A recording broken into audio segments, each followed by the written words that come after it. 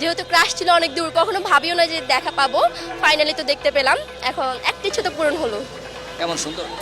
অনেক আমার ড্রিম বয় দেখতে পাইছি, বাট হাতটাই দেখছি বেশিরভাগ, ফেসটা একবারই দেখছি। আর এখন যাওয়ার সময় দেখলাম। আমার তো ক্রাশ ছিল, ভালোই লাগবে। ক্রাশ ছিল, সামনে আসলে কি বলবো না বলবো এটা তো আমার মানে আমি নিজেই বুঝতাম না যে কি বলবো। ফাইনালি একটা সেলফি তো নিতাম, আমি এতটুকু করতে পারতাম, বাট কি বলবো ওটা আমি জানি না। সুন্দর মানে সুন্দর, কি সুন্দর ওনার জন্য কম হয়ে যায়। আমার হাসিতেই সে ফিদা হয়ে যাবে, কথা বলা লাগবে না। খুবই ভালো লাগতেছে, যা ভাষায় প্রকাশ করা যাইতেছে না।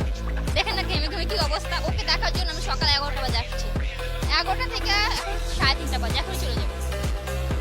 দেখেছেন তো অ্যাটলাস? কেন?